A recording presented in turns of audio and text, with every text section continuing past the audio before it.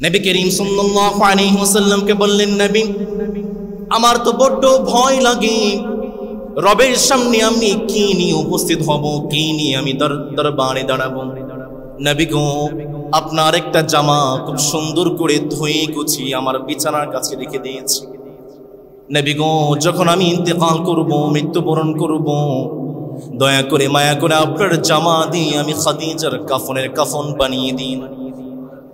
আমি খাদিজার বড্ড ভয় লাগে, ফেরেশতাদের উত্তর আমি খাদিজা দিতে পারবো না, রবের দরবারে আমি খাদিজা দাঁড়াতে পারবো না। কিন্তু ফেরেশতারা যখন আপনার জামা দেখতে পারবে, হতে পারে ফেরেশতারা আপনার বদৌলতে আমি খাদিজাকে মাফ করে দিবে। খাদিজা রাদিয়াল্লাহু তাআলা আনহা নবীজিকে বললেন, নবী গো, জামাটা আমি রেখে দিয়েছি, দয়া করে মায়া করে কাফনের কাপড়টা আমাকে বানিয়ে দিন। নবী করিম সাল্লাল্লাহু আলাইহি ওয়াসাল্লাম বললেন, খাদিজা রে, তোমার কোনো ভয় নাই, তোমার কোনো টেনশন নাই। খাদিজা ইন্তেকাল করলেন, সবাই যখন দাফন শেষ করে চলে গিয়েছেন, নবীজি যায় না, নবীজি বসে আছে। ফেরেশতা এসে প্রশ্ন করে, নবী সবাই তো চলে যায়, আপনি কেন যান না? নবীজি জবাব দিয়ে বললেন, আমার খাদিজা বড্ড বেশি ভয় পেত, ফেরেশতাদের জবাব কিভাবে দিবে? আমি নবীজি এখন পর্যন্ত বসে আছি, আমি আমার খাদিজার ফেরেশতাদের জবাবগুলো আমি নবীজি দিতে চাই। জিবরিল আমিন জবাব দিয়ে জানিয়ে দিলেন, নবী গো, আপনার কষ্ট করতে হবে না, আপনার কোনো চেষ্টা করতে হবে না। খাদিজার প্রশ্নগুলোর জবাব দেওয়ার জন্য আপনার নবীর কোনো প্রয়োজন নাই, আকাশের উপর থেকে আপনার রব রেডি হয়ে আছে।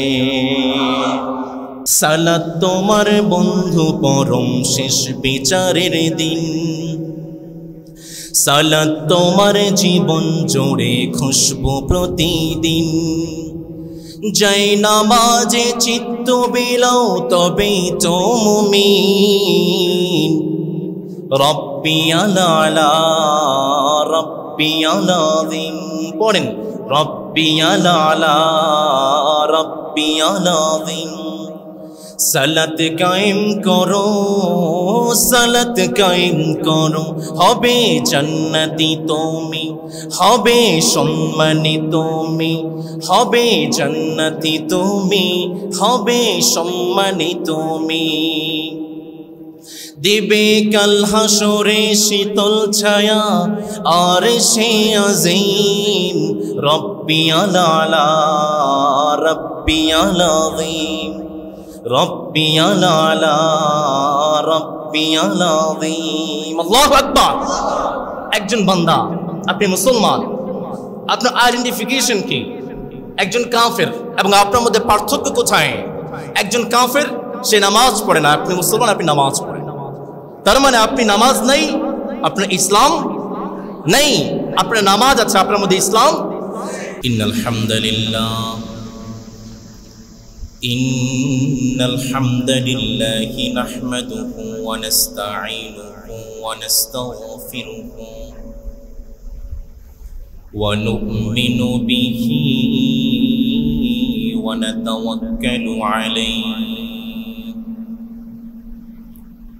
ওয়া নাউযু বিল্লাহি মিন শুরুরি আনফুসিনা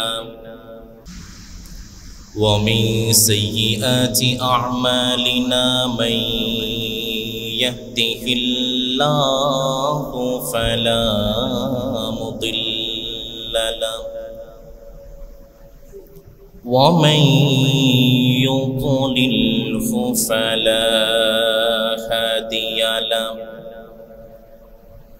ونشهد أن لا إله إلا الله وحده لا شريك له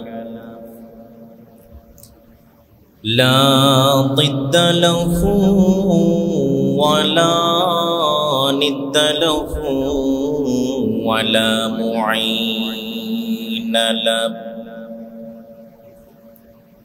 لا ولد له ولا والد له ولا شريك له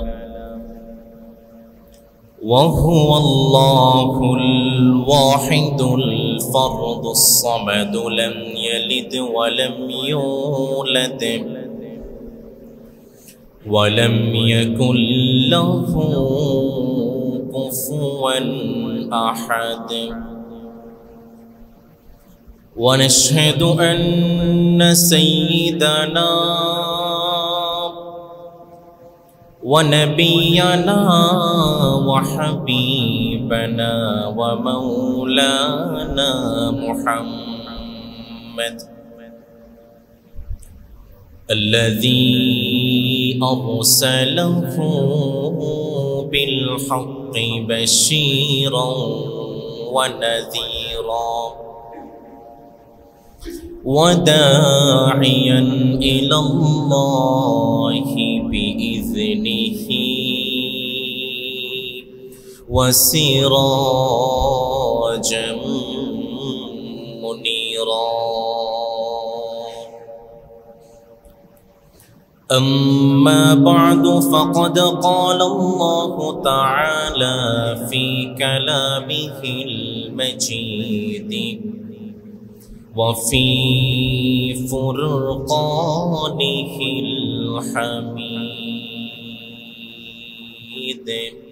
সবাই একসাথে পড়ি আউযু বিল্লাহি মিনাশ শাইতানির রাজীম বিসমিল্লাহির রাহমানির الرحيم والذين هاجروا في الله من بعد ما ظلموا لنبوئنهم في الدنيا حسنة إن الله وملائكته يصلون على النبي يا أيها الذين آمنوا صلوا عليه وسلموا تسليما. اللهم صل على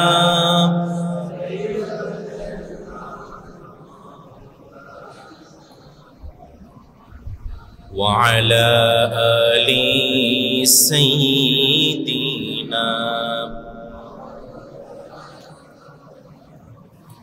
اللهم صل على محمد وعلى آل محمد كما صليت على إبراهيم وعلى آل إبراهيم إنك حميد مجيد. اللهم بارك على محمد وعلى آل محمد كما باركت على إبراهيم وعلى آل إبراهيم إنك حميد مجيد. সম্মানিত মুসল্লিয়ান কিরাম, আপনারা সবাই কেমন আছেন? আলহামদুলিল্লাহ, আমিও ভালো আছি। আমাদেরকে যে মালিক ভালো রেখেছেন, গলার আওয়াজটা ছেড়ে দিয়ে বলুন তো তিনি কে? আমাদেরকে যে মালিক সুস্থ রেখেছেন তিনি কে? সেই রবের দরবারে সর্বোচ্চ আওয়াজ দিয়ে রবের শেখানো ভাষায় শুকরিয়া জ্ঞাপন করছি। আমরা পড়ছি আলহামদুলিল্লাহ। দরুদ ও সালাম আমাদের প্যারা হাবিব, আমাদের প্রিয় নবী মুহাম্মদুর রাসূলুল্লাহ সাল্লাল্লাহু আলাইহি ওয়াসাল্লামের প্রতি, যাকে আল্লাহ তাআলা শফিউল মুযনিবিন করে পাঠিয়েছেন, রাহমাতুল লিল আলামিন করে পাঠিয়েছেন। আমরা আবারও পড়ছি সাল্লাল্লাহু। সম্মানিত মুসল্লিন কিরাম, আমরা শুরু করেছিলাম the biography of our prophet Muhammad সাল্লাল্লাহু আলাইহি ওয়াসাল্লাম। নবী করিম সাল্লাল্লাহু আলাইহি ওয়াসাল্লামের জীবনী আমরা শুরু করেছি। তারই ধারাবাহিকতায় আজকে আমরা ষষ্ঠ পর্বে আছি, 6 নম্বর পর্বে আমরা আছি। আমরা শুরু করেছিলাম নবী করিম সাল্লাল্লাহু আলাইহি ওয়াসাল্লামের জন্ম থেকে, আমরা শেষ করেছি গত জুমাতে নবী করিম সাল্লাল্লাহু আলাইহি ওয়াসাল্লাম প্রকাশ্যে ইসলামের দাওয়াত দিচ্ছেন। আমরা মিলাদুন নবী সাল্লাল্লাহু আলাইহি ওয়াসাল্লাম মাহফিলে আলোচনা করেছিলাম নবী করিম সাল্লাল্লাহু আলাইহি ওয়াসাল্লাম ইসলামটাকে বন্ধ করার জন্য মক্কার কাফেররা কি কি ষড়যন্ত্র করেছিল এবং মক্কার মুসলমানদেরকে মক্কার কাফেররা কিভাবে কষ্ট দিয়েছে তার একটা বিবরণ কোরআন, হাদিস এবং ইসলামের ইতিহাস থেকে গত জুমাতে আলোচনা করেছি। সম্মানিত মুসলিম কেরাম, নবী করিম সাল্লাল্লাহু আলাইহি ওয়াসাল্লাম যখন কালেমার দাওয়াত দিচ্ছেন, ইসলামের দাওয়াত দিচ্ছেন, ইসলামের এই পথটা শুরুর দিকে খুব সহজ ছিল না। আমরা যে সহজভাবে এখন ইসলাম পালন করছি, ইসলামটা তো সহজ ছিল না। ইসলামের শুরুটা ফুল বিছাল পথ ছিল না। ইসলামের শুরুটা ছিল রক্ত পিচ্ছিল পথ। নবী করিম সাল্লাল্লাহু আলাইহি ওয়াসাল্লাম রক্ত পিচ্ছিল পথ পাড়ি দিয়ে ইসলামটা প্রচার করেছেন। যেই নবীর শরীরে মশা মাছি বসা হারাম ছিল, সেই নবীর শরীর থেকে রক্ত মুবারক ঝরে পায়ের সাথে জুতা মুবারক আটকে গিয়েছে। ইসলামটা এত সহজ ছিল না যত সহজে আমরা ইসলাম পালন করছি। নবী করিম সাল্লাল্লাহু আলাইহি ওয়াসাল্লাম যখন ইসলামের দাওয়াত দিচ্ছেন, মক্কার কাফেররা এসে নবী করিম সাল্লাল্লাহু আলাইহি ওয়াসাল্লামকে বলে, মুহাম্মদ পড়েন সাল্লাল্লাহু, আমরা কালেমা পড়ে মুসলমান হয়ে যাব। নবী করিম সাল্লাল্লাহু আলাইহি ওয়াসাল্লাম খুশি হয়ে গেলেন, সত্যি মুসলমান হবে? মক্কার কাফেররা বলে, হ্যাঁ। রাতটা ছিল, সময়টা ছিল রাত্রিবেলা, চতুর্দশী চাঁদ আকাশে ছিল। মক্কার কাফের ওয়ালিদ ইবনে মুগীরা, আবু জাহিল, আস ইবনে হিশাম, তারা এসে নবী করিম সাল্লাল্লাহু আলাইহি ওয়াসাল্লামকে বলে, মুহাম্মদ আমরা কালেমা পড়ে মুসলমান হব, একটা শর্ত আছে, ওই যে দূর আকাশে চাঁদ দেখা যায়, ওই চাঁদটাকে দ্বিখণ্ডিত করে দেখাও। নবী করিম সাল্লাল্লাহু আলাইহি ওয়াসাল্লাম নিজের কাছে কোনো শক্তি নেই, শক্তি চেয়েছেন কার কাছে? দুহাত রবের কাছে দোয়া করলেন। নবী করিম সাল্লাল্লাহু আলাইহি ওয়াসাল্লাম দোয়া করার পরে আঙ্গুল দিয়ে চাঁদের মাঝখান দিয়ে দাগ দিয়েছেন, চাঁদটা টুকরা হয়ে গিয়েছে। এক টুকরা আবু কুবাইস নামক পাহাড়ে পড়েছে, যে পাহাড়ে দাঁড়িয়ে ইব্রাহিম আলাইহিস সালাম হজের এলান করেছিলেন। আরেক টুকরা কাইকায়ান নামক পাহাড়ে গিয়ে পড়েছে। নবী করিম সাল্লাল্লাহু আলাইহি ওয়াসাল্লাম বললেন, আসর এবং মাগরিবের মধ্যবর্তী যে সময়টা আছে, যে সময়টা পাওয়া যায়, এই সময়টা পর্যন্ত এই দুইটা চাঁদ দুই পাহাড়ে ছিল, আলাদা ছিল। এর পরবর্তী সময়ে দুইটা চাঁদ একত্রিত হয়ে যায়।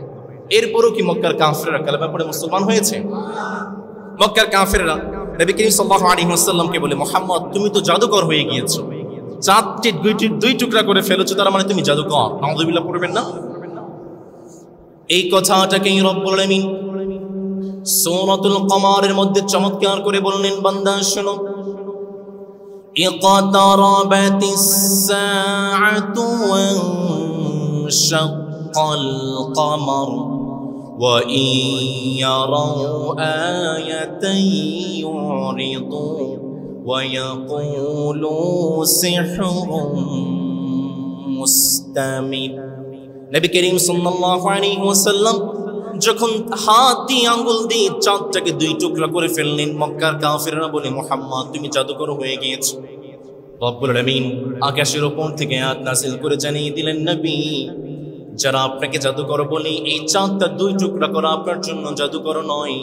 যে মালিক মুআজিজা হিসাবে আকাশের উপর থেকে নাযিল করেছেন, আওয়াজ করে বলেন তিনি কে?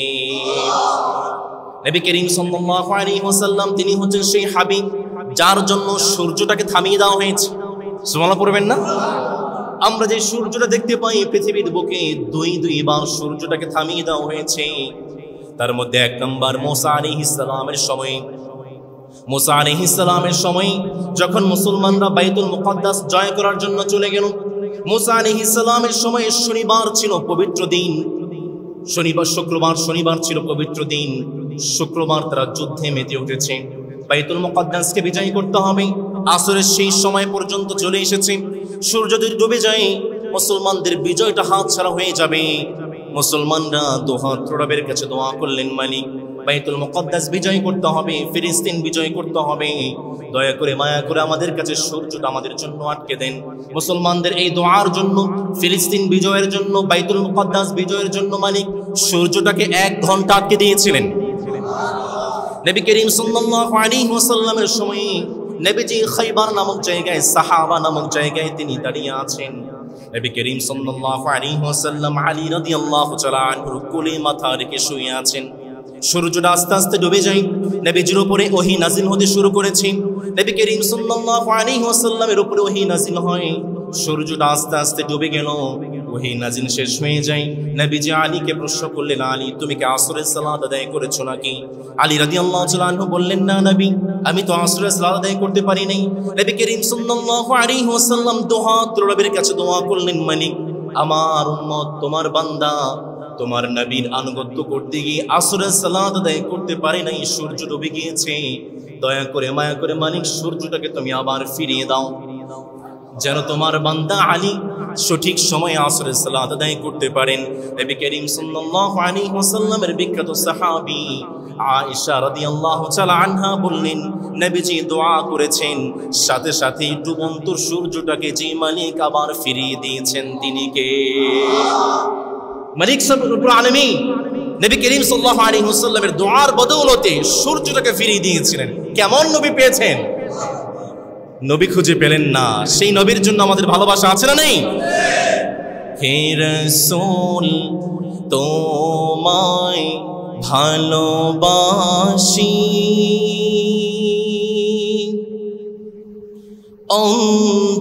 অন্তরে শুধুই মুখে নয়, জান্নাতের আশায় প্রিয় রাসূল, জাহান্নাম কেউ ডরে নয়, জান্নাতের আশায় প্রিয় রাসূল, জাহান্নাম কেউ ডরে নয়। আল্লাহু আকবার। নবী করিম সাল্লাল্লাহু আলাইহি ওয়াসাল্লাম নবীজির মুজিজা হিসেবে মালিক চাঁদকে 2 টুকরা করে দিয়েছেন। নবীজির মুজিজা হিসেবে মালিক সূর্যটাকে আবার উঠিয়ে দিয়েছেন। এরপরও কি মক্কার কাফেররা কালেমা পড়ে মুসলমান হয়েছে? দিন দিন আস্তে আস্তে মক্কার কাফেররা মুসলমানদের উপরে অত্যাচার নির্যাতন বৃদ্ধি করে দিয়েছে। ইয়াসির রাদিয়াল্লাহু তাআলা আনহুকে শহীদ করে দিয়েছে। সুমাইয়া রাদিয়াল্লাহু তাআলা আনহার লজ্জাস্থানে বল্লম নিক্ষেপ করে সুমাইয়া রাদিয়াল্লাহু তাআলা আনহাকে শহীদ করে দিয়েছে। ইসলামের প্রথম শহীদা নারী সাহাবী ছিলেন সুমাইয়া রাদিয়াল্লাহু তাআলা আনহা। বিলাল রাদিয়াল্লাহু তাআলা আনহুকে উত্তপ্ত মরুভূমির প্রান্তরে বুকের মধ্যে পাথর চাপা দিয়ে শুইয়ে দিয়েছে। বিলালের মনিব ছিল উমাইয়া। উমাইয়া বলে, বিলাল এখনো সময় আছে, ইসলাম থেকে ফিরে আয়, না হয় কিন্তু তোর খবর আছে। বিলাল বলে, উমাইয়া তুমি আমার কি করবে তা তো আমি জানি না, কিন্তু আমার রব আমার নাকের সামনে জান্নাতের গ্রানটা তুলে ধরেছে। বিলাল রাদিয়াল্লাহু তাআলা আনহু তিনি যখন হিজরত করে মদিনায় চলে গেলেন, একটাবার নবীজি সাহাবায়ে কেরামদেরকে নিয়ে এভাবেই বসে আছেন। একজন সাহাবী বিলালের পিঠটাকে চাপড়িয়ে দিচ্ছেন। বিলালের পিঠের মধ্যে বড় বড় গর্ত হয়ে আছে। সাহাবী বললেন, বিলাল পিঠের মধ্যে বড় বড় গর্ত হয়ে আছে, তার কারণটা কি? ছোট্টবেলায় তোমার কি বসন্ত রোগ হয়েছিল নাকি? তোমার কি কোনো ভাইরাস হয়েছিল নাকি? বিলাল বলে, না রে সাহাবী, আমি যখন কালেমা পড়ে মুসলমান হয়েছি, আমার মুনিব উমাইয়া উত্তপ্ত কয়লার মধ্যে, জ্বলন্ত কয়লার মধ্যে আমাকে শুইয়ে দিয়েছে।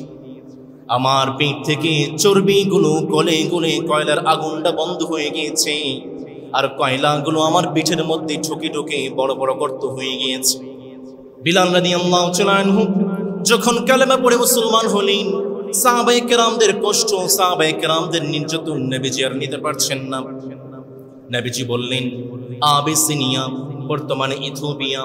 নবীজি বললেন, আবিসিনিয়াতে একজন বাদশাহ আছেন, যে বাদশাহ কখনো কারো উপরে জুলুম করে না। আমার সাহাবারা চলো আবিসিনিয়ার দিকে হিজরত করো।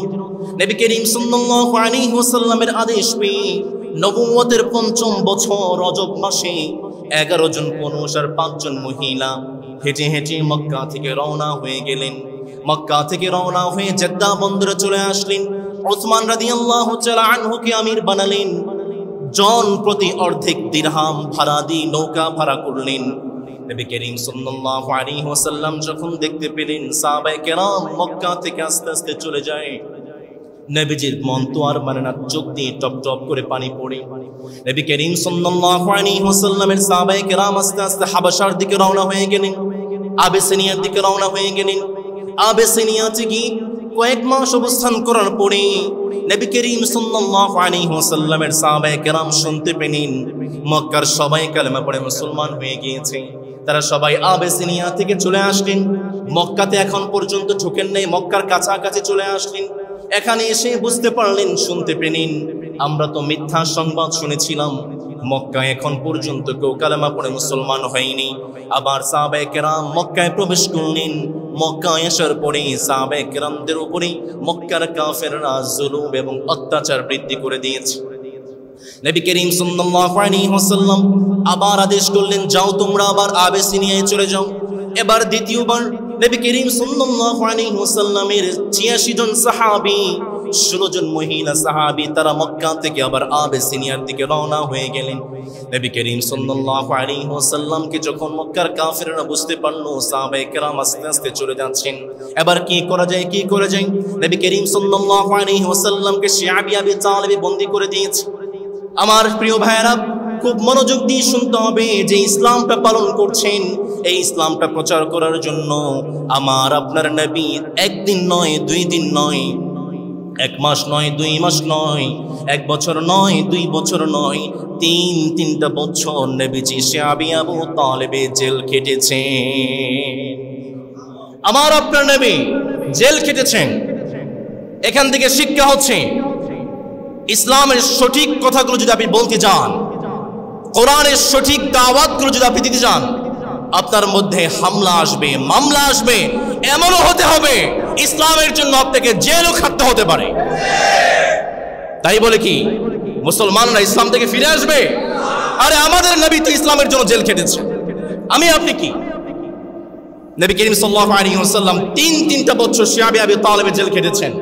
কোনো খাবার নেই, কোনো পানি নেই, গাছের পাতা খেয়েছেন, ফ্রি ইসলাম পেয়েছেন। শোনেন, নবীজি শিয়াবি আবি তালেবে গাছের পাতা খেয়েছেন, গাছের বাকল খেয়েছেন, মায়েদের দুধগুলো শুকিয়ে গিয়েছে, মুসলমানদের প্রস্রাব বন্ধ হয়ে গিয়েছে, প্রস্রাবের লাইন দিয়ে রক্ত আসতে শুরু করেছে, নবীজির পায়খানাটা ছাগলের বিষ্ঠার মতো হয়ে গিয়েছে।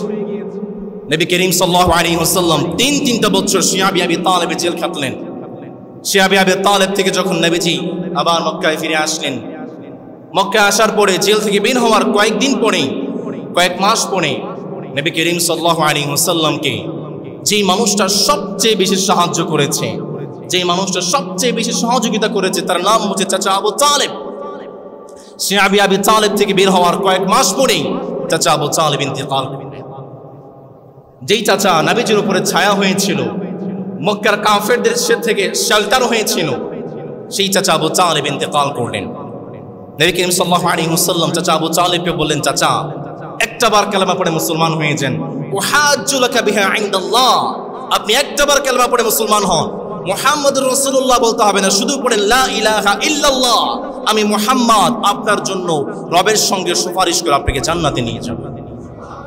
আবু তালেব বলে, ভাতিজা সবই মানলাম, কিন্তু আমি যে আব্দুল মুত্তালিবের ধর্মের উপরে আছি, আমি কালেমা পড়ে মুসলমান হতে পারবো? নবী করিম সাল্লাল্লাহু আলাইহি ওয়াসাল্লামের মনটা খারাপ হয়ে যায়। সারা জীবন চাচা আবু তালেব নবীজিকে শেল্টার দিয়েছেন, শেষ মুহূর্তে চাচা আবু তালেব ইন্তেকাল করবেন কাফেরদের ধর্মের উপরে, জাহান্নামী হয়ে যাবেন, জান্নাতে নিতে পারবেন না। নবীজির মনটা খারাপ হয়ে যায়। রব্বুল আলামিন সেই সময় আয়াত নাযিল করে জানিয়ে দিলেন, নবী মা কানা লিন-নবী ওয়াল্লাযীনা আমানু আন ইস্তাগফিরু লিল-মুশরিকিন। নবী করিম সাল্লাল্লাহু আলাইহি ওয়াসাল্লাম বারবার নবী রবের কাছে দোয়া করছেন, মালিক দয়া করে মায়া করে আমার চাচাকে আপনি মাফ করে দেন। নবীজির উপরে আয়াত নাযিল করে জানিয়ে দিলেন, নবী কোন নবীর জন্য এটা শোভনীয় নয় যে কোন মুশরিকের জন্য ইস্তেগফার করবে। নবী করিম সাল্লাল্লাহু আলাইহি ওয়াসাল্লাম বারবার চাচ্ছিলেন আমার চাচা আবু তালেব মুসলমান হয়ে যাবেন। নবী করিম সাল্লাল্লাহু আলাইহি ওয়াসাল্লামকে আয়াত নাযিল করে জানিয়ে দিলেন, নবী ইন্নাকা লা তাহদি মান আহবাবতা ওয়ালাকিন্নাল্লাহা ইয়াহদি মান ইয়াশা। হিদায়াতের মালিক পৃথিবীর কাউকে দেওয়া হয় নাই। হিদায়াত যে মালিক দিতে পারেন, যে মালিকের পক্ষ থেকে আসে, আওয়াজ করে বলেন তিনি কে? নবী করিম সাল্লাল্লাহু আলাইহি ওয়াসাল্লামকে বললেন, চাচা আবু তালেব একটাবার কালেমা পড়ে মুসলমান হন। মুসলমান হলেন না। চাচা আব্বাস রাদিয়াল্লাহু তাআলা আনহু তিনি নবী করিম সাল্লাল্লাহু আলাইহি ওয়াসাল্লামকে প্রশ্ন করলেন, নবী মুহাম্মদ পড়েন সাল্লাল্লাহু। চাচা আবু তালেব তো আপনার জন্য অনেক করেছে, আপনি কি তার জন্য কিছু একটা করতে পারবেন? নবী করিম সাল্লাল্লাহু আলাইহি ওয়াসাল্লাম বললেন, নাম হুয়া ফি দাহদাহিম মিন নার। চাচা আবু তালেব তিনি জাহান্নামে আছেন, তবে তিনি জাহান্নামের সবচেয়ে কম শাস্তি পাবেন। যদি আমি নবী না থাকতাম তাহলে সে জাহান্নামের সর্বনিম্ন স্তরে থাকতো। আমি নবী আছি বলে চাচা আবু তালেবের জাহান্নামের আগুনটা শুধুমাত্র তার পায়ের কোনই পর্যন্ত পৌঁছাবে। সুবহানাল্লাহ পড়েন। চাচা আবু তালেব ইন্তেকাল করলেন। চাচা আবু তালেবের কয়েকদিন পরে, 3 থেকে 5 দিন পরে নবী করিম সাল্লাল্লাহু আলাইহি ওয়াসাল্লাম যে মানুষটাকে সবচেয়ে বেশি ভালোবাসতেন, সবচেয়ে বেশি পছন্দ করতেন, দুঃসময়ে যিনি নবীজিকে শেল্টার দিয়েছেন, তার নাম হচ্ছে খাদিজা রাদিয়াল্লাহু তাআলা আনহা। চাচা আবু তালেবের ইন্তেকালের 3 থেকে 5 দিন পরে খাদিজা রাদিয়াল্লাহু তাআলা আনহা তিনি ইন্তেকাল করলেন। নবী করিম সাল্লাল্লাহু আলাইহি ওয়াসাল্লাম বড্ড একা হয়ে গেলেন। আমার ভাইয়েরা, যারা বিয়ে করেছেন, কোন নবীর উম্মত? নবী করিম সাল্লাল্লাহু আলাইহি ওয়াসাল্লাম বলতেন, আমাকে মালিক খাদিজা রাদিয়াল্লাহু তাআলা আনহার ভালোবাসা মালিক আমাকে রিজিক হিসাবে দিয়েছে। আমরা রিজিক হিসাবে ভাত খাই, আমরা রিজিক হিসাবে ইনকাম করি। রিজিকের অনেকগুলো প্রকার আছে, রিজিক ছাড়া মানুষ বাঁচতে পারে না। নবী করিম সাল্লাল্লাহু আলাইহি ওয়াসাল্লাম বলছেন, মালিক খাদিজার জন্য ভালোবাসা আমাকে রিজিক হিসাবে দিয়েছে। সেই খাদিজা রাদিয়াল্লাহু তাআলা তিনি ইন্তেকাল করলেন। খাদিজা রাদিয়াল্লাহু তাআলা আনহা তিনি যখন ইন্তেকাল করছেন, নবী করিম সাল্লাল্লাহু আলাইহি ওয়াসাল্লামকে বললেন, নবী আমার তো বড্ড ভয় লাগে, রবের সামনে আমি কি নিয়ে উপস্থিত হব, কি নিয়ে আমি দরবারে দাঁড়াবো। নবী গো, আপনার একটা জামা খুব সুন্দর করে ধুয়ে গুছিয়ে আমার বিছানার কাছে রেখে দিয়েছি। নবী গো, যখন আমি ইন্তেকাল করব, মৃত্যুবরণ করব, দয়া করে মায়া করে আপনার জামা দিয়ে আমি খাদিজার কাফনের কাফন বানিয়ে দিন। আমি খাদিজার বড্ড ভয় লাগে, ফেরেশতাদের উত্তর আমি খাদিজা দিতে পারবো না, রবের দরবারে আমি খাদিজা দাঁড়াতে পারবো না। কিন্তু ফেরেশতারা যখন আপনার জামা দেখতে পারবে, হতে পারে ফেরেশতারা আপনার বদৌলতে আমি খাদিজাকে মাফ করে দিবে। খাদিজা রাদিয়াল্লাহু তাআলা আনহা নবীজিকে বললেন, নবী গো, জামাটা আমি রেখে দিয়েছি, দয়া করে মায়া করে কাফনের কাপড়টা আমাকে বানিয়ে দিন। নবী করিম সাল্লাল্লাহু আলাইহি ওয়াসাল্লাম বললেন, খাদিজা রে, তোমার কোনো ভয় নাই, তোমার কোনো টেনশন নাই। খাদিজা ইন্তেকাল করলেন। সবাই যখন দাফন শেষ করে চলে গিয়েছেন, নবীজি যায় না, নবীজি বসে আছে। ফেরেশতা এসে প্রশ্ন করে, নবী সবাই তো চলে যায়, আপনি কেন যান না? নবীজি জবাব দিয়ে বললেন, আমার খাদিজা বড্ড বেশি ভয় পেত। ফেরেশতাদের জবাব কিভাবে দিবে? আমি নবীজি এখন পর্যন্ত বসে আছি, আমি আমার খাদিজার ফেরেশতাদের জবাবগুলো আমি নবীজি দিতে চাই। জিবরিল আমিন জবাব দিয়ে জানিয়ে দিলেন, নবী গো, আপনার কষ্ট করতে হবে না, আপনার কোনো চেষ্টা করতে হবে না। খাদিজার প্রশ্নগুলোর জবাব দেওয়ার জন্য আপনার নবীর কোনো প্রয়োজন নেই। আকাশের উপর থেকে আপনার রব রেডি হয়ে আছে। এই খাদিজা রাদিয়াল্লাহু তাআলা আনহা তিনি যখন ইন্তেকাল করলেন, নবী করিম সাল্লাল্লাহু আলাইহি ওয়াসাল্লাম বুঝতে পারলেন না, মক্কার বুকে ইসলামটা দাওয়াত দেওয়ার মতো কোনো পরিবেশ নেই। যেই বড় দুইটা বরগাছ আমার উপরে ছিল, আবু তালিব, খাদিজা রাদিয়াল্লাহু তাআলা আনহা, তারা তো সবাই ইন্তেকাল করলেন। নবীজি মনে মনে চিন্তা করলেন, আমার নানার দেশ আছে তায়েফে, হয়তো আমার নানার দেশের মানুষ আমার দাওয়াত বুঝতে পারবে। নবী করিম সাল্লাল্লাহু আলাইহি ওয়াসাল্লাম তায়েফের দিকে ছুটতে লাগলেন। বুকে বড় আশা নিয়ে, মনে বড় প্রশ্ন নিয়ে নবীজি তায়েফের দিকে ছুটতে লাগলেন। তায়েফের মানুষকে দাওয়াত দিতে লাগলেন, বলো লা ইলাহা ইল্লাল্লাহ সফল বানাবেন কি? নবী করিম সাল্লাল্লাহু আলাইহি ওয়াসাল্লাম যখন তায়েফের মানুষকে দাওয়াত দিয়েছে, তায়েফের মানুষ নবীজির দাওয়াতে সাড়া দেয় নাই, উল্টো নবীজিকে পাথর নিক্ষেপ করতে শুরু করে দিয়েছে। নবী করিম সাল্লাল্লাহু আলাইহি ওয়াসাল্লাম ভাগতে শুরু করলেন মক্কার পথে। পেছন থেকে তায়েফের কাফেররা নবীজিকে পাথর নিক্ষেপ করে নবী করিম সাল্লাল্লাহু আলাইহি ওয়াসাল্লাম ভাগতে শুরু করলেন। পাথরের আঘাতে নবীজি বেহুশ হয়ে জমিনে পড়ে যায়। আবার হুশটা ফিরে আসে, নবীজি আবার ভাগতে শুরু করলেন। পেছন থেকে তায়েফের কাফেররা পাথর নিক্ষেপ করে নবীজি আবার ভাগতে শুরু করলেন। আবার বেহুশ হয়ে জমিনে পড়ে যায়। নবীজি আবার যখন হুশটা ফিরে আসে, নবীজি আবার ভাগতে শুরু করলেন। পিছন থেকে পাথরের তায়েফের কাফেররা পাথর নিক্ষেপ করে নবীজি আবার বেহুশ হয়ে জমিনে পড়ে গেলেন। এমন বেহুশ হয়ে গিয়েছেন, তায়েফের কাফেররা ভেবেছে মুহাম্মদ ইন্তেকাল করেছে, মুহাম্মদ মৃত্যুবরণ করেছে। তায়েফের কাফেররা সবাই চলে গিয়েছে। নবী করিম সাল্লাল্লাহু আলাইহি ওয়াসাল্লাম তার যখন হুশটা ফিরে আসলো, এদিক ওদিক তাকালেন, তায়েফের কোনো কাফের আশেপাশে আছে নাকি। নবীজি জানতেন আজকে যদি তায়েফের কাফেররা আমাকে ধরে ফেলে, আমাকে রাস্তা রাখবে না, আমাকে মেরে ফেলবে। নবী করিম সাল্লাল্লাহু আলাইহি ওয়াসাল্লাম আশেপাশে তাকিয়ে দেখলেন কোনো কাফের নাই। নবীজি এমন একটা দৌড় মারলেন যেন কোনো তায়েফের কাফের নবীজিকে ধরতে না পারে। নবী করিম সাল্লাল্লাহু আলাইহি ওয়াসাল্লামকে জিবরিল আমিন এসে বললেন, নবী গো, একটা বার আদেশ করেন, তায়েফের দুই পাশে পাহাড়কে আমি তায়েফবাসীর উপরে চাপিয়ে দিয়ে তাদেরকে ধ্বংস করে দেই। নবী করিম সাল্লাল্লাহু আলাইহি ওয়াসাল্লাম বললেন, জিবরিল, আমি তো মুসা আলাইহিস সালামের মতো দোয়া করতে পারবো না, আমি তো নূহ আলাইহিস সালামের মতো দোয়া করতে পারবো না, আমি তো রাহমাতুল লিল আলামিন, আমি তো শাফিউল মুযনিবিন। জিবরিল রে, আজকে তো আমার তায়েফের মানুষ ইসলামের দাওয়াত বুঝতে পারে নাই, কিন্তু এমন একটা সময় আসবে, এমন একটা মুহূর্ত আসবে যখন আমার তায়েফের বুকে ইসলামের পতাকা পতপত করে উড়বে। নবী করিম সাল্লাল্লাহু আলাইহি ওয়াসাল্লাম খেয়ে না খেয়ে কষ্ট করে রক্তাক্ত হয়ে তায়েফের বুকে কালেমার দাওয়াত দিয়েছে। এরপরও কি নবীজি ইসলাম থেকে ফিরে এসেছেন? কথা বলে, ইসলাম থেকে ফিরে এসেছেন? খেয়ে না খেয়ে দিন প্রচারের কাজে নিজেকে বিলিয়ে তায়েফের কাফিরেরা চিনল না সে আলো, দুষ্ট ছেলেদের পিছু দিল লেলিয়ে।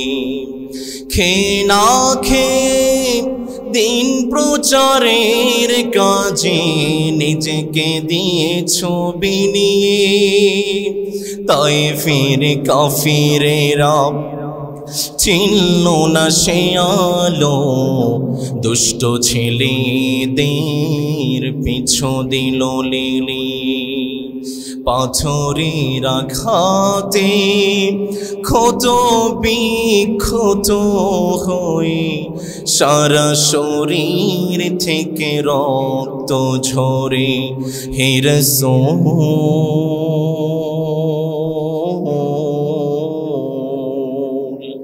তোমাকে ভুলি আমি কেমন করে। হে রাসূল, তোমাকে ভুলি আমি কেমন করে। আল্লাহু আকবার। নবী করিম সাল্লাল্লাহু আলাইহি ওয়াসাল্লাম তায়েফের বুকে মার খেলেন, মক্কায় চলে আসলেন। মক্কায় এসে নবীজি আশ্রয় চাইতে লাগলেন, কে আমাকে আশ্রয় দিবে? নবীজিকে তো মক্কা থেকে বের করে দিয়েছে। নবীজি সবার কাছে আশ্রয় চাইতে লাগলেন। তার কোনো ঘর নাই, তার কোনো বাড়ি নাই, কোনো পরিবার নাই, সব ছেড়ে দিয়েছেন ইসলামের জন্য। নবীজি মক্কায় নিজের মাতৃভূমিতে এসে বললেন, কে আমাকে আশ্রয় দিবে? একটু আশ্রয় দাও, আমি মক্কায় থাকতে চাই। নবী করিম সাল্লাল্লাহু আলাইহি ওয়াসাল্লামকে একজন আশ্রয় দিয়েছে। মনটা খারাপ করে নবীজি কাবায় বসে আছেন। একটু আবু তালেব নাই, খাদিজা নাই। মক্কা থেকে তায়েফে গিয়ে তায়েফও মার খেয়ে আসলেন। নবীজি মন খারাপ করে বসে আছেন। বলুন তো দেখি, নবীজি কাবাতে মন খারাপ করে বসে আছেন, আকাশের উপর থেকে দেখছেন কে? রব্বুল আলামিন জিবরিল আলাইহিস সালামকে জানিয়ে দিলেন, জিবরিল, আমার হাবিবের মনটা বড্ড খারাপ, চলো আমার হাবিবকে নিয়ে আসো। সুবহানাল্লাহ পড়বেন না? নবী করিম সাল্লাল্লাহু আলাইহি ওয়াসাল্লাম মনটা খারাপ করে কাবাতে বসে আছেন। আর নবীজির মনটা ভালো করার জন্য মালিক স্বয়ং নবীজিকে আরশের উপরে ডেকে নিয়ে গিয়েছে। সেই কথাটাকে রব্বুল আলামিন সুন্দর করে বললেন, বান্দা শোনো, সুবহানাল্লাযী আসরা বিআবদিহি লাইলাম মিনাল মাসজিদিল হারামি ইলাল মাসজিদিল আকসা। নবী করিম সাল্লাল্লাহু আলাইহি ওয়াসাল্লামকে নিয়ে জিবরিল আলাইহিস সালাম উঠতে শুরু করলেন। নবীজি প্রথম আসমানে আদম আলাইহিস সালামের সঙ্গে দেখা, দ্বিতীয় আসমানে ইয়াহইয়া আলাইহিস সালাম, জাকারিয়া আলাইহিস সালাম, ঈসা আলাইহিস সালামের সঙ্গে দেখা, তৃতীয় আসমানে ইউসুফ আলাইহিস সালামের সঙ্গে দেখা, চতুর্থ আসমানে ইদ্রিস আলাইহিস সালামের সঙ্গে দেখা, পঞ্চম আসমানে হারুন আলাইহিস সালামের সঙ্গে দেখা, ষষ্ঠ আসমানে মুসা আলাইহিস সালামের সঙ্গে দেখা, সপ্তম আসমানে ইব্রাহিম আলাইহিস সালামের সঙ্গে দেখা। সাত আকাশ পার হয়ে নবী রবের দিদারে চলে গিয়েছেন, রবের সামনে বসে আছেন। নবীজিকে প্রশ্ন করলেন, নবী আপনি আপনার মাহবুবের দরবারে চলে এসেছেন, রবের দরবারে এসেছেন, আপনি কি গিফট নিয়ে এসেছেন, কি হাদিয়া নিয়ে এসেছেন? নবী করিম সাল্লাল্লাহু আলাইহি ওয়াসাল্লাম বললেন, আত-তাহিয়াতু লিল্লাহি ওয়াস সালাওয়াতু। নবী করিম সাল্লাল্লাহু আলাইহি ওয়াসাল্লাম বললেন, মালিক এই তো আমার গিফট, আপনি কবুল করেন। নবী করিম সাল্লাল্লাহু আলাইহি ওয়াসাল্লাম বললেন, নবী গো, মালিক গো, আমি তো আপনাকে হাদিয়া দিয়েছি, আবার আপনি আমাকে কি হাদিয়া দিবেন? রব্বুল আলামিন নবী করিম সাল্লাল্লাহু আলাইহি ওয়াসাল্লামকে বললেন, আসসালামু আলাইকা আইয়ুহান নবী, নবী আপনাকে আমি সালাম জানিয়ে দিলাম। নবী করিম সাল্লাল্লাহু আলাইহি ওয়াসাল্লাম বললেন, মালিক শুধু আমার উপরে সালাম জানাবেন না, না, আমার যত উম্মত আছে, আপনার যত বান্দা আছে, দয়া করে মায়া করে মালিক সবার উপরে আপনি সালাম জানিয়ে দেন। নবী করিম সাল্লাল্লাহু আলাইহি ওয়াসাল্লামকে জানিয়ে দিলেন, আসসালামু আলাইনা ওয়া আলা ইবাদিল্লাহিস।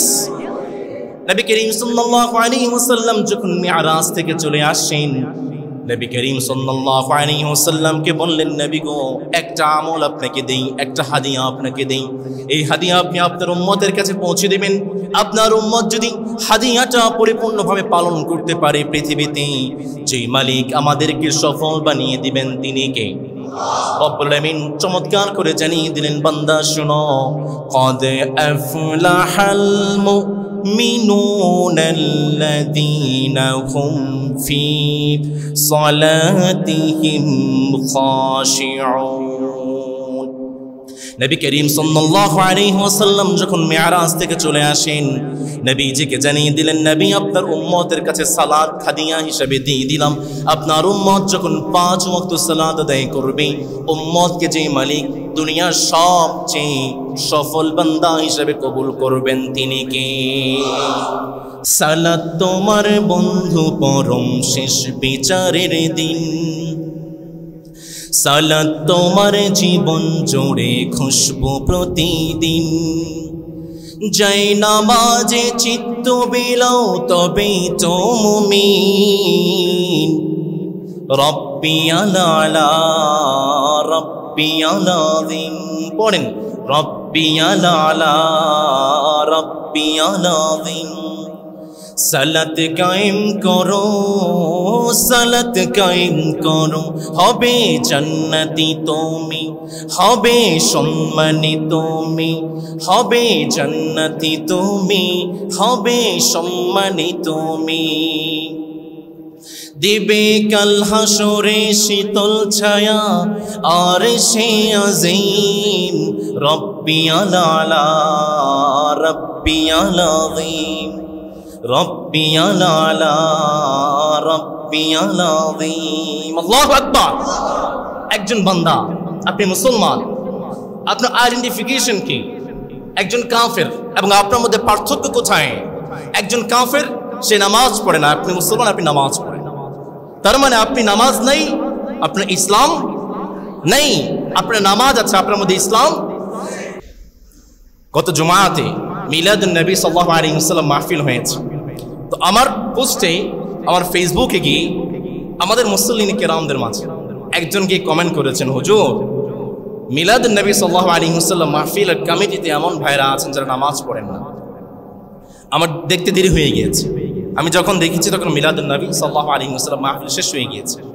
আমার ভাইয়েরা, মুসলমান পরিচয় দেন, শুধু জুমাবার মসজিদে আসেন না মুসলমান নয়। আপনি নিজেকে মুসলমান দাবি করেন, জোহর পড়েন না, ফজর পড়েন, আসর পড়েন না, মাগরিব পড়েন, আপনি মুসলমান?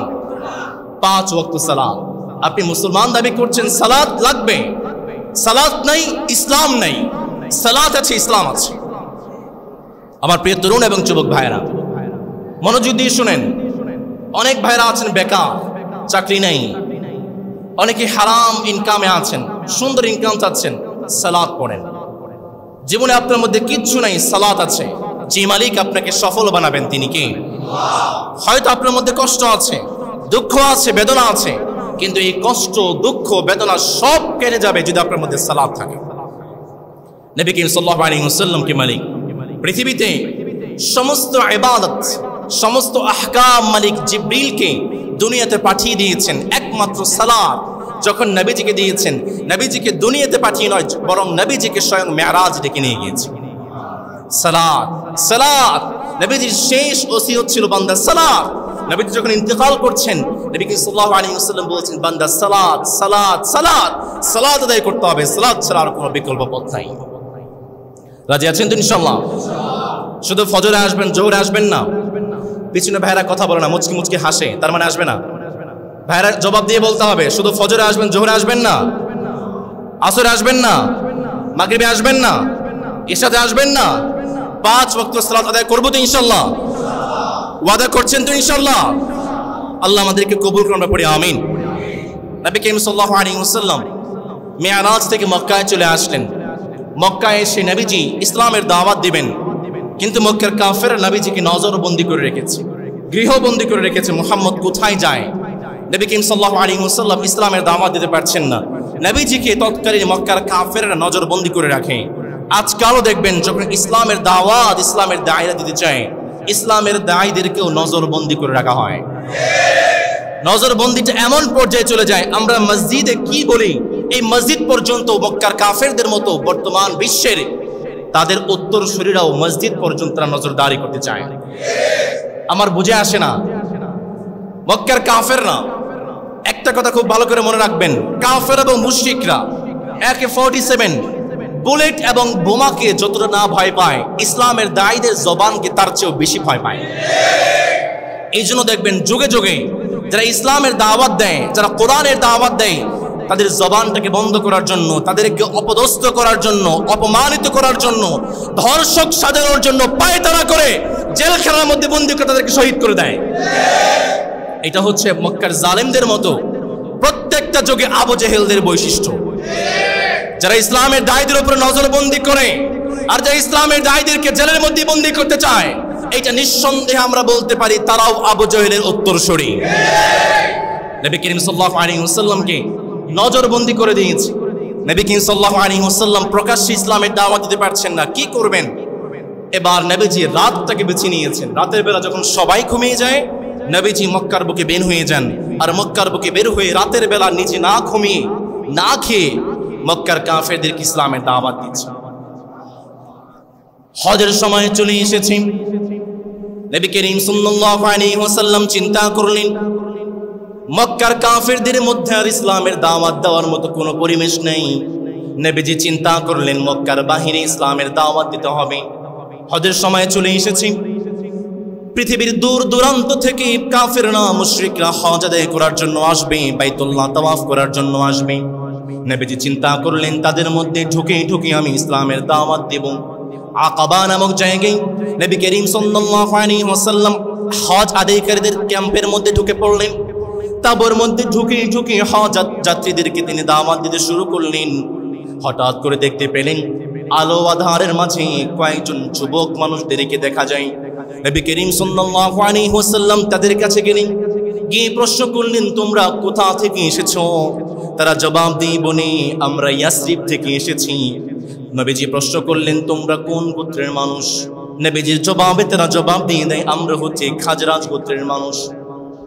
নবী করিম সাল্লাল্লাহু আলাইহি ওয়াসাল্লাম তাদের সঙ্গে মেশার চেষ্টা করলেন।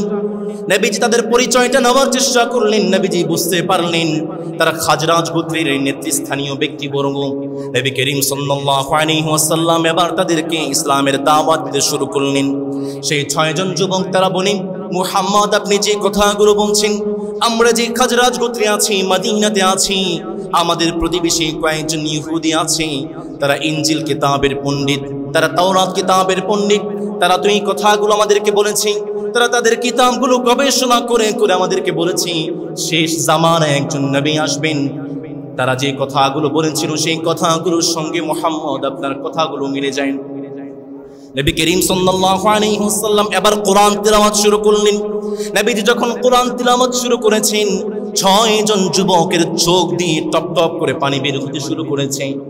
আমার ভাইরা, আপনারা যখন কারিদের থেকে কোরআন তিলাওয়াত শুনেন মনটা নরম হয়ে যায়, যখন আলিমদের থেকে তাফসীর শুনেন মনটা নরম হয়ে যায়। একটাবার চিন্তা করেন, হাফেজদের থেকে কোরআন তিলাওয়াত শুনলে যদি আপনাদের এই অবস্থা হয়, যার উপরে মালিক কোরআন নাজিল করেছেন, যার উপরে মালিক কোরআন অবতীর্ণ করেছেন, সেই নবী যখন কোরআন তিলাওয়াত করে তাদের অবস্থাটা কেমন হবে? মক্কার সেই কাফেররা, খাজরাজের কাফেররা 6 জন যুবক তাদের চোখ দিয়ে পানি পড়তে শুরু করেছে। তারা বলতে শুরু করেছে, মুহাম্মদ আপনি এই কিতাবটা কোথায় পেয়েছেন? এত সুন্দর কালাম আমরা কখনো শুনি নাই, এত সুন্দর চমৎকার তিলাওয়াত আমরা কখনো শুনি নাই। খাজরাজের সেই 6 জন যুবক তারা বলে, মুহাম্মদ আর দেরি করতে চাই না, আর বিলম্ব করতে চাই না, এখনই আপনি আমাদেরকে কালেমা পড়ে মুসলমান বানিয়ে দেন। নবী করিম সাল্লাল্লাহু আলাইহি ওয়াসাল্লাম বলে ফেললেন, তোমরা আমার সঙ্গে পড়ো লা ইলাহা ইল্লাল্লাহু মুহাম্মাদুর রাসূলুল্লাহ সাল্লাল্লাহু। খাজরাজের ইয়াসরিবের সেই 6 জন যুবক নবী করিম সাল্লাল্লাহু আলাইহি ওয়াসাল্লাম টার্গেট করলেন। এই 6 জন যুবকের মধ্যে নবীজি কালেমার দাওয়াত দিলেন, আর এই 6 জন যুবক কালেমা পড়ে মুসলমান হলেন। পরবর্তী এই 6 জন যুবকের মাধ্যমে মদিনাতে ইসলাম প্রচারের একটা পরিবেশ তৈরি হয়েছে। আবার প্রিয় তরুণ এবং যুবক ভাইয়েরা, নবীজি যখন কোনো দিকে কুল পাচ্ছেন না, পথ পাচ্ছেন না, ডান বাম নাই, সামনে পিছনে নেই, নবীজি যুবকদেরকে টার্গেট করেছেন। প্রিয় তরুণ এবং যুবক ভাইয়েরা, ইসলাম আপনাদেরকে অনেক সম্মান দিয়েছে, অনেক মর্যাদা দিয়েছে। যে যৌবনকালীন সময়টা আপনি পার করছেন, এই যৌবনকালীন প্রত্যেকটা সময়ের দাম কিন্তু আল্লাহর কাছে আছে। সুতরাং এই সময়টা জেনা, ব্যভিচার, মোবাইল, ফেসবুকিং, ইউটিউবিং, হোয়াটসঅ্যাপিং করে নয়, বরং যেই মালিকের ইবাদতের মধ্যে কাটাতে হবে তিনি কে? প্রিয় তরুণ এবং যুবক ভাইয়েরা, আপনারা হচ্ছেন এই উম্মতের কান্ডারি, আপনারা হচ্ছেন জাতির রাহবার, আপনারাই হচ্ছেন দ্বীনের মজবুত খুঁটি। ইসলাম একটা আন্দোলনের নাম, আর এই আন্দোলন এবং এই বিপ্লব কখনো যুবকদের ছোঁয়া ছাড়া সফল হতে পারে না। পৃথিবীতে যত বিপ্লব হয়েছে, পৃথিবীতে হয়েছে বলশেভিক বিপ্লব, পৃথিবীতে হয়েছে ফরাসি বিপ্লব, পৃথিবীতে হয়েছে আমেরিকান বিপ্লব, রুশ বিপ্লব, শিল্প বিপ্লব, ইসলামী বিপ্লব, পৃথিবীতে যতগুলো বিপ্লব হয়েছে প্রত্যেকটা বিপ্লবের পিছনে যুবকদের অবদান আছে না নাই? বাংলাদেশে আসেন, 52 হয়েছে ভাষা আন্দোলন, 54 আন্দোলন হয়েছে, 69 গণ অভ্যুত্থান হয়েছে, 72, 71 মুক্তিযুদ্ধ হয়েছে। প্রত্যেকটা আন্দোলনে যুবকদের অবদান আছে না নাই? 24-এর স্বাধীনতায় যুবকদের অবদান কম না বেশি? দেখেছেন কয়েকদিন আগে বিশ্বের, বাংলাদেশের প্রাচ্যের অক্সফোর্ড নামে খ্যাত ঢাকা বিশ্ববিদ্যালয়ে ইসলামী যুবকদের বিজয় হয়েছে। ইসলাম আসছে, ইসলাম আসছে। প্রশ্ন করেন নিজেকে, আপনি প্রস্তুত কিনা? ইসলাম কিন্তু আসছে, পুরো বিশ্বের কাফেরদের ভিত থেকে নাড়িয়ে দেবে। ইসলাম আসছে। প্রিয় তরুণ এবং যুবক ভাইয়েরা, ইসলাম আপনাদেরকে অনেক সম্মান দিয়েছে, অনেক মর্যাদা দিয়েছে। এই সম্মান এবং মর্যাদা যদি আপনি ধরে রাখতে না পারেন, ইসলাম যেভাবে আপনাকে সম্মান দিয়েছে এই সম্মান ধরে রাখতে না পারলে ইসলাম কিন্তু আপনাকে ডাস্টবিনের মধ্যে নিক্ষেপ করবে। তরুণ এবং যুবক ভাইয়েরা, সময় আছে, চলে আসেন, এখনো সময় আছে। Back to Islam, back to religion. কোথায় পড়ে আছেন, কোন ঘুরে পড়ে আছেন, ফিরে আসেন। ইসলামের মধ্যে যে শান্তি আছে, ইসলামের মধ্যে যে মজা আছে, এই মজা আপনি আর কোথাও পাবেন। নবী করিম সাল্লাল্লাহু আলাইহি ওয়াসাল্লাম যখন ইসলামের প্রচার করেছেন, ইসলামের শুরুতে ইসলামকে যারা সবচেয়ে বেশি সহযোগিতা করেছে, যারা সবচেয়ে বেশি সাহায্য করেছে, যারা সবচেয়ে বেশি রক্ত দিয়েছে, তারা আর কেউ নয়, তারা সবাই হচ্ছে যুবক। নবী করিম সাল্লাল্লাহু আলাইহি ওয়াসাল্লামের জন্য রক্ত দিয়েছে আবু বকর রাদিয়াল্লাহু তাআলা আনহু, 37 বছরের যুবক। নবীজির জন্য রক্ত দিয়েছে ওমর রাদিয়াল্লাহু তাআলা আনহু, 24 বছরের যুবক। নবীজির জন্য রক্ত দিয়েছে আলী রাদিয়াল্লাহু তাআলা আনহু, 10 বছরের যুবক। নবীজির জন্য, ইসলামের জন্য রক্ত দিয়েছে সাদ বিন আবি ওয়াক্কাস রাদিয়াল্লাহু তাআলা আনহু, 17 বছরের যুবক। ইসলামের জন্য রক্ত দিয়েছে আব্দুর রহমান বিন আউফ, 20 বছরের যুবক। ইসলামের জন্য রক্ত বিলিয়ে দিয়েছে। নবী করিম সাল্লাল্লাহু আলাইহি ওয়াসাল্লামের জন্য ডাল হয়ে দাঁড়িয়েছে যায়েদ বিন হারিসা, 20 বছরের যুবক। আমার যুবক ভাইরা চিন্তা করতে পারেন, মাত্র যুবক বয়স, 15 বছর হলো, 20 বছর হলো, এখন তো ইসলামের মধ্যে আসার সময় হয়েছে, একটু দাঁড়িয়ে উঠবে, একটু বুড়া হব, এরপরে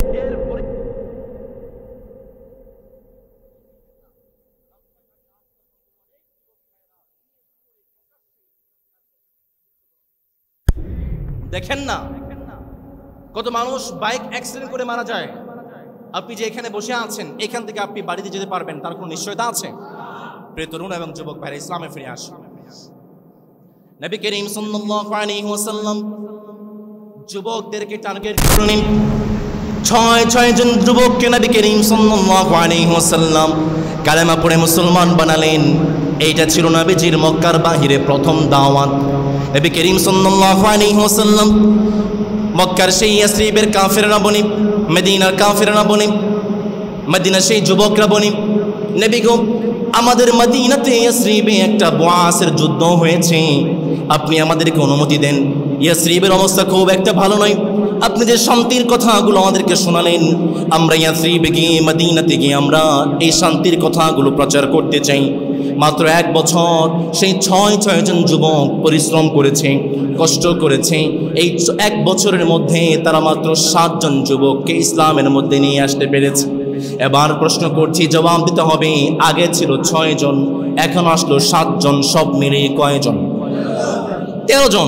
নবী করিম সাল্লাল্লাহু আলাইহি ওয়াসাল্লাম প্রথমে 6 জনকে কালেমা পড়ে মুসলমান বানালেন, এদেরকে মদিনাতে পাঠিয়ে দিলেন, যাও।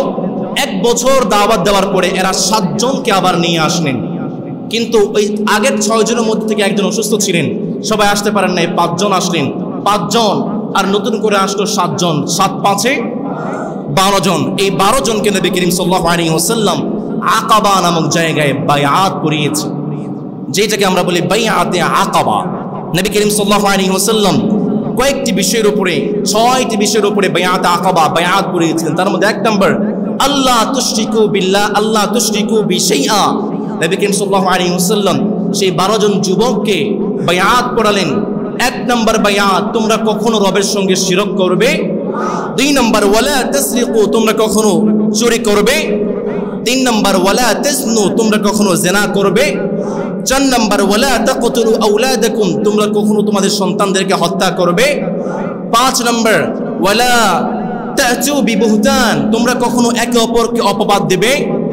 6 নম্বর, ওয়ালা তা'সুনি ফি মা'রুফ, নবীজি 6 নম্বরে বায়াত পড়ালেন, তোমরা কখনো আমাকে সৎ কাজে অবাধ্য হবে। এই 6টি বায়াত পড়ে নবী করিম সাল্লাল্লাহু আলাইহি ওয়াসাল্লাম তাদেরকে ইয়াসরিবে পাঠিয়ে দিবেন। এবার নবী করিম সাল্লাল্লাহু আলাইহি ওয়াসাল্লাম বললেন, তোমাদের এই 12 জনকে ইয়াসরিবে পাঠিয়ে দিচ্ছি, দাওয়াতি কাজ করতে হবে। এবার তোমাদের সঙ্গে একজন মুআল্লিম, একজন শিক্ষককে আমি পাঠাতে চাই। এই 12 জন সাহাবীর সঙ্গে নবী করিম সাল্লাল্লাহু আলাইহি ওয়াসাল্লাম মুসআব বিন উমাইর রাদিয়াল্লাহু তাআলা আনহুকে শিক্ষক করে ইয়াসরিবে তাদের সঙ্গে পাঠিয়ে দিয়েছে। মুসআব বিন উমাইর রাদিয়াল্লাহু তাআলা আনহু তিনি ছিলেন সেই সাহাবী, মক্কার সবচেয়ে ধনী পরিবারের সন্তান ছিলেন মুসআব। মুসআব বিন উমাইর রাদিয়াল্লাহু তাআলা আনহু তিনি যখন ঘর থেকে বের হতেন, আশেপাশে 200 গোলাম তার সঙ্গে থাকত। কখনো 200 দিরহামের কমে তিনি কোনো কাপড় পরিধান করতেন না। এত ধনী পরিবারের সন্তান ছিলেন মুসআব বিন উমাইর। তিনি যখন কালেমা পড়ে মুসলমান হয়েছেন, তার পরিবার তাকে কষ্ট দিয়ে নির্যাতন করে পরিবার থেকে বের করে দিয়েছে, সম্পদ থেকে ছাড়িয়ে দিয়েছে, বঞ্চিত করেছে। মুসআব বিন উমাইর শুধুমাত্র ইসলামের জন্য সব ধন সম্পদ পরিবারকে ছেড়ে দিয়েছে। মুসআব বিন উমাইর তিনি ছিলেন সেই সাহাবী যিনি ছিলেন পৃথিবীর ইসলামের বুকে সর্বপ্রথম ইসলামের বক্তা, যিনি কোরআন এবং হাদিস দিয়ে ওয়াজ করতেন, বক্তৃতা দিতেন। মুসআব বিন উমাইর রাদিয়াল্লাহু তাআলা আনহু তিনি ছিলেন সেই সাহাবী যার কণ্ঠটা অত্যন্ত সুন্দর ছিল। তিনি আবেসিনিয়ায় প্রথম হিজরতকারীদের মধ্যে অন্তর্ভুক্ত ছিলেন। একবার নবী করিম সাল্লাল্লাহু আলাইহি ওয়াসাল্লাম তাকে যখন মদিনাতে পাঠালেন, তিনি চলে গেলেন বনু আব্দুল্লাহ শালগুত্রী। তিনি যখন সেখানে গিয়ে কাল কোরআন দিয়ে হাদিস দিয়ে তাদেরকে দাওয়াত দিচ্ছেন, ইসলামের যখন দাওয়াত দিচ্ছেন, সেই সমাজের মানুষ তাদের দুইজন গোত্রপতি সাদ বিন মুআজ আর উসাইদ বিন হুদাইর রাদিয়াল্লাহু তাআলা আনহুকে গিয়ে বলে, উসাইদ রে, দেখেছো নাকি মুসআব বিন উমাইর আমাদের সমাজে চলে আসে, সে ইসলামের দাওয়াত দিচ্ছে, কিছু একটা করুন। উসাইদ বিন হুদাইর রাদিয়াল্লাহু তাআলা আনহু তিনি একটা বর্শা নিয়ে চলে গেলেন, মুসআব বিন উমাইরকে বলতে শুরু করলেন, মুসআব রে, এই সময় আমার ইসলাম থেকে ফিরে যান, এই সময় আমার এলাকা থেকে বের হয়ে যান, না হয় কিন্তু তোর খবর আছে। মুসআব বিন উমাইর বললেন, একটা বার আমার সামনে বসো, কি বলতে চাই শুনো। উসাইদ বিন হুদাইর রাদিয়াল্লাহু তাআলা আনহু তিনি যখন মুসআব বিন উমাইরের পাশে বসেছেন আর মুসআব বিন উমাইরের জবান থেকে কোরআনের তিলাওয়াত শুনেছেন, উসাইদ বিন হুদাইর তিনি কালেমা পড়ে মুসলমান হয়ে গিয়েছেন। মুসআব বিন উমাইর তিনি ছিলেন সেই সাহাবী, কত চমৎকার কোরআন তিলাওয়াত করতেন শুনুন। উসাইদ বিন হুদাইর রাদিয়াল্লাহু তাআলা আনহু তিনি মুসআব থেকে কোরআন শিখলেন। একবার তিনি বসে আছেন, খোলা আকাশের নিচে তিনি শুয়ে আছেন, তার পাশেই তার সন্তানকে রেখে গিয়েছেন, তার পাশেই তার ঘোড়াটা আছে। উসাইদ বিন হুদাইর তিনি কোরআন তিলাওয়াত করছেন, হঠাৎ করে তিনি খেয়াল করলেন তার পাশে যে ঘোড়াটা আছে সেই ঘোড়াটা লাফানো শুরু করে দিয়েছে। মুসআব বিন উমাইর তিনি কোরআন তিলাওয়াত বন্ধ করে দেন, সেই ঘোড়াটা লাফানো বন্ধ করে দেন। আবার মুসআব তিনি কোরআন তিলাওয়াত করেন, এই ঘোড়াটা লাফানো শুরু করে দেন। মুসআব বিন উমাইর তিনি চিন্তা করলেন, কি হলো কি হলো। হঠাৎ করে তিনি দেখতে পেলেন আকাশের উপর থেকে জমিন পর্যন্ত কি যেন চকমক চকমক করছে। নবী করিম সাল্লাল্লাহু আলাইহি ওয়াসাল্লামের দরবারে চলে গেলেন মুসআব, তিনি গিয়ে বললেন, নবীকে এই ব্যাপার। নবী করিম সাল্লাল্লাহু আলাইহি ওয়াসাল্লাম জানিয়ে দিলেন, মুসআব রে, উমাইর রে, হুসাইন রে, গত রাতে যখন তুমি কোরআন তিলাওয়াত করছিলে, তোমার কোরআন তিলাওয়াত শোনার জন্য স্বয়ং আসমানের ফেরেশতারা জমিনে নেমে এসেছে। উসাইদ বিন হুদাইর রাদিয়াল্লাহু তাআলা আনহু তার কোরআন তিলাওয়াত শোনার জন্য আসমান থেকে ফেরেশতা নেমে এসেছে। তার শিক্ষক ছিলেন মুসআব বিন উমাইর। এবার চিন্তা করেন, ছাত্রের কোরআন তিলাওয়াত যদি এত সুন্দর হয়, উস্তাদের কোরআন তিলাওয়াত না জানি কত সুন্দর, ঠিক কি না? মুসআব বিন উমাইর রাদিয়াল্লাহু তাআলা আনহুকে নবী করিম সাল্লাল্লাহু আলাইহি ওয়াসাল্লাম শিক্ষক করে মক্কা থেকে সেই 12 জন সাহাবীর সঙ্গে মদিনাতে শিক্ষক করে পাঠিয়ে দিয়েছেন।